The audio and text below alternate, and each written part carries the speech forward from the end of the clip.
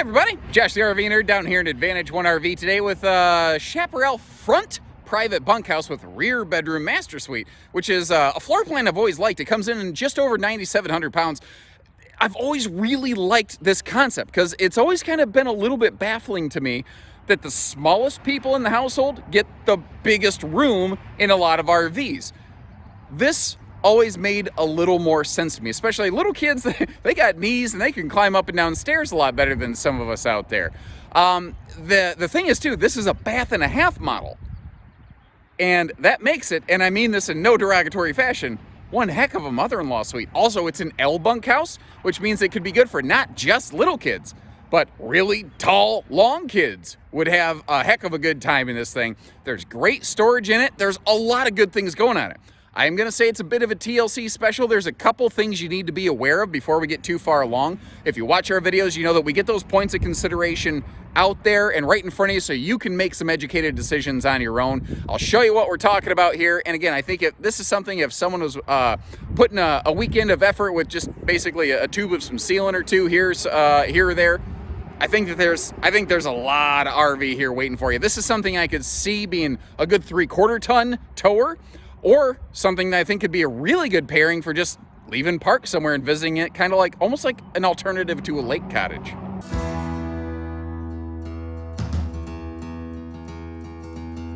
And when I first pulled up to the dealership, I noticed in the rear door side corner, there was a little bit of delaminated skin. So I wondered what I'd find up here. And what I located was an open void in the seals. And unfortunately, it looks like it may have been here for some time.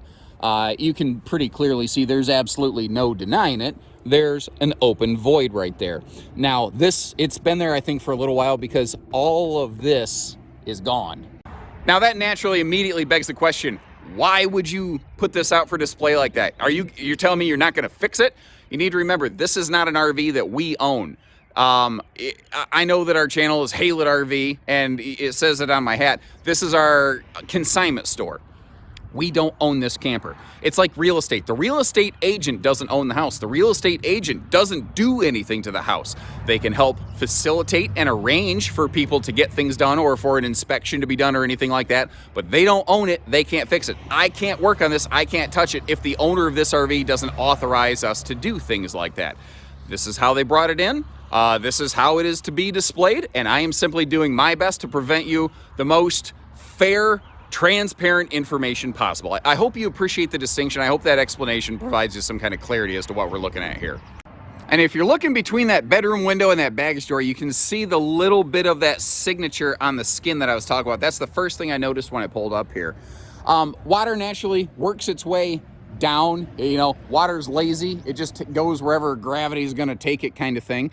And it got its way down here, and you can see a couple signatures of it in this compartment. I can see where it's touched that flooring in the back a little bit, but this down here is all solid. So it apparently hasn't been doing its work on that area for too awful long, because this is a heavy-duty laminated floor, so not enough water has gotten into that to cause any sort of separation or problems. Now, jumping inside the RV in that affected area, where you saw that little kind of wavy skin from the outside still appears to be solid on the inside. So that does appear to just be surface delamination. Now, just to, hold on, let me get my phone here, cast some light on the situation. You can see where, like I said, that has been affected up there. Naturally, water goes down with gravity. It worked its way down that rear wall, and we kind of pointed that out for you. Something else I want to point out is this RV, being an 09, has gone through several Midwestern polar vortices, which is a fun word I don't get to say very often. And as a result, occasionally, there's going to be a couple spots in the RV. You'll spot them here and there. Not like super overt and ugly, but there are a few spots where there has been some linoleum cold cracking. And I noticed over here in the master bathroom, there's a little bit of what looks like these braille bumps on the wall right there. That means that there has been a level of moisture somehow or another in the wall over here trying to escape. Now, jumping to the opposite side of the RV, up in the nose area right now, we're up in that front bunkhouse. We'll get a better look at this in a minute. But in this half bathroom, I noticed kind of the same thing. I noticed some of those braille bumps here behind the toilet. that is a laminated wall, so that means that there definitely has to have been some level of moisture affecting that wall at some point. So I got to wondering, well, where and how did that come from? So I came out here, I took a little look around, and I think I got my answer. This is a high stress point right here. I've seen this previously on some other things just through some experience. Where the corner of that slide meets the body of the RV, there's a lot of torsional geometric stress. And if you work yourself right down the wall right there, it's minor, but you can see a little bit of a fluctuation. And I think at some point, enough of a fluctuation occurred where some level of moisture was able to work its way in there. It could have been, actually, it could have even been just like if it was raining sometime and you were running the slide in and out, could have caused something like that. I have seen that before. Everything that I see on this right now indicates that in its current state, it appears to be sealed. We have Seal Tech machines. There we have the ability to do inspections. You are welcome to arrange your own third-party inspector. I get, like I said, these are points of consideration. I've gone out of my way to show those to you. And we want you to be able to buy with confidence. And I just want you to have the information that allows you to do that effectively. Here's the thing, though. This is a great floor plan. I love the layout of this thing. I've always loved this concept. I said that when we began our little adventure here together. There is a lot of good going on. There's a lot of fifth wheel for the money here. We leave you a link in the video description where you can always check the current asking price on something like this or see if it's still available. And if it looks like you're saying, okay, well, for the right money, this might work for me, hang tight because there's a lot of good on this one right here. This could work for a lot of different people and purposes. Once again, starting from the bedroom area, kind of looking forward in the RV toward the living room, that nice tall ceiling, big tall super slide gives us just a large open area. You don't feel like you're, stuffed into a sausage casing or anything like that. This is certainly made before having a 90-inch flat screen entertainment center was a major focal point for a lot of people in the RV industry. It's kind of funny how those trends have changed over time. It's got a simple corner entertainment. This is, I think, more family focused. This is something where you can feed a bunch of people, you can sleep a bunch of people, you could have some guests over in comfort, some things like that. I don't know that it's designed to be an interior home theater jumbotron, but that's fine by me. Like, I prefer more people-focused camping. Everybody camps differently. There's camping, there's RVing, there's glamping, they're all slightly different in their own little respects.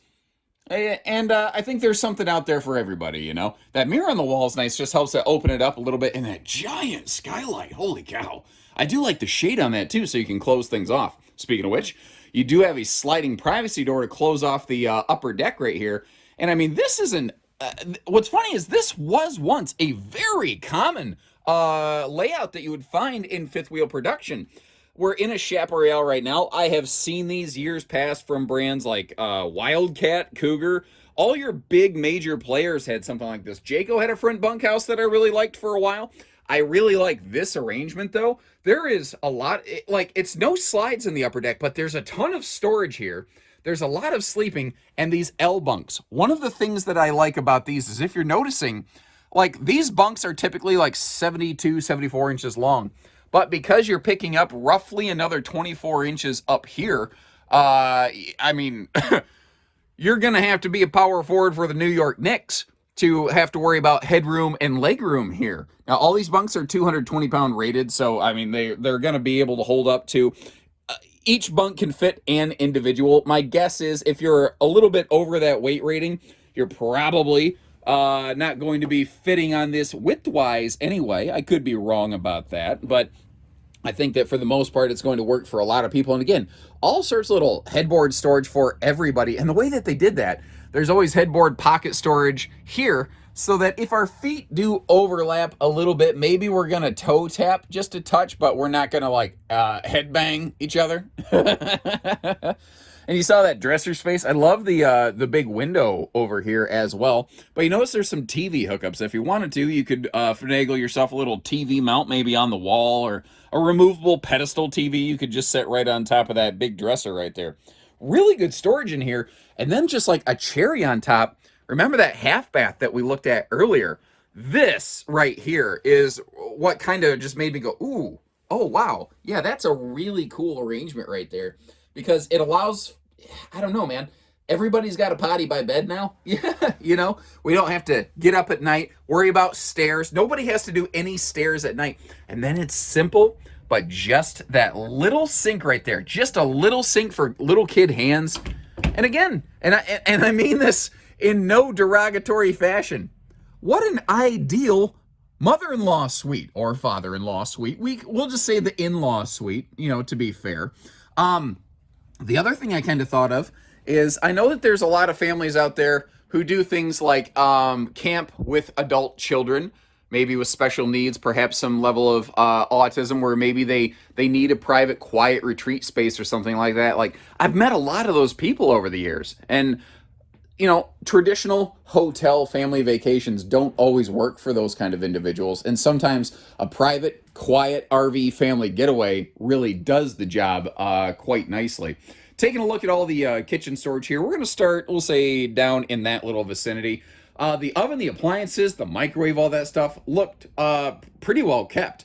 Like, I don't think these were people who just ignored stuff. The RV's it's just been around and seen some use. Like, you might notice the little blue clip handles on the refrigerator doors. That's to make sure that thing didn't mold up. You know, it's an older RV. It's had a couple years, and unfortunately, a couple things happened along the way. Now, our master bathroom with the shower is down here on the lower level. It's an open split bath into the, I'm going to call it the bedroom master suite. And some people are going to say, oh man, if my, teenage daughter's in the shower and I got to go back to my closet, the camper's cut off. You see on the left-hand side here, there is a privacy curtain that can be pulled to fully privatize that almost kind of middle bathroom. And you do have an additional door here. I'm not saying that, you should want to walk outside your RV to walk around to get back to the bedroom to get to your stuff. But the benefit here is that you are never totally cut off from, getting to anything in this RV. They give you kind of a workaround if you choose to use it, I suppose.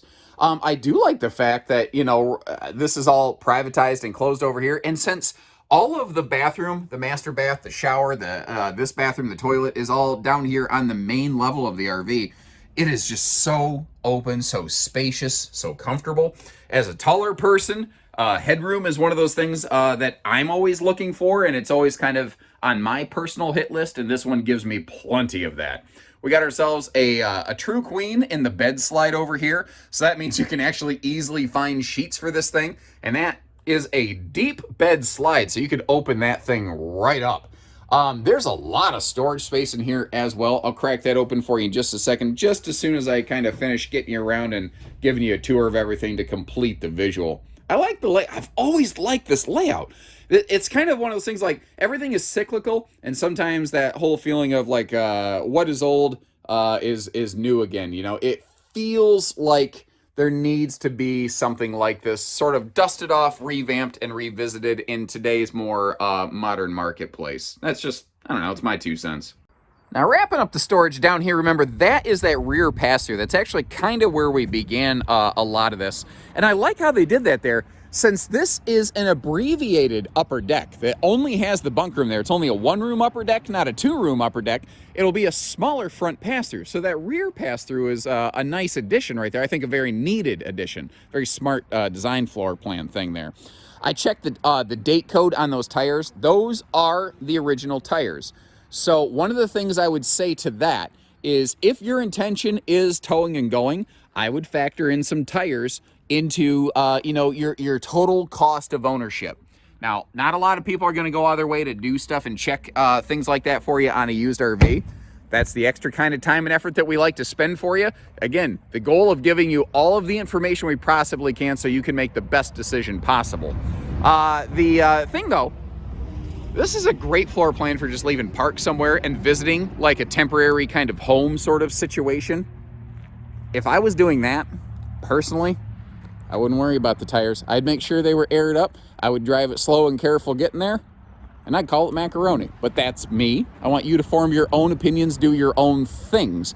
What I choose to do and what may necessarily be a better idea aren't always the same thing. I'm no different than you. Sometimes I do some wacky things. Underbelly of this, by the way, it is enclosed and heated. So this is something that will have a pretty decent extended season package. Just get you down here to give you a look at that real quick. Something else kind of cool here, below the headboard area of the bed, there's yet another separated outside storage compartment. So there's a bunch of little pockets all over the place on this one. And again, I'm looking up and down the rear wall corners. I can see where those have all been resealed. Let's take a look at the roof. Okay, so we already talked about that. Good news, I've been up and down the ladder 3 times now. It holds me fine. Additional good news, everything else here looks all right. There are a little bit of sun checking on stuff like some of the fixtures, but that's gonna happen over time. I don't see other areas that give me a massive concern. I do think that that's due for a touch-up bead right there, but other than that, I haven't seen up here that really concerns me too awful much. So what do you think, everybody? I think for the right person, it'd make a good option. I could see this being a very, very good pairing for a 3/4 ton pickup, for some towing and going, for some casual camping, or maybe you're just looking, you don't want to break the bank. You just want something that can sleep a lot of people. Use it almost like a lake cottage or a destination type thing. You could just park it somewhere. If you don't have a tow vehicle, you give us a call. We could arrange towing on this thing and drop it off on whatever site you would choose. We do that all the time, actually. I don't know that I talk about that enough. But either way, you need financing, you got a trade, you need hitching, because you are going to go towing, you let us know. We can make it happen. So take care, stay safe, have fun, and have an A1 day, everyone.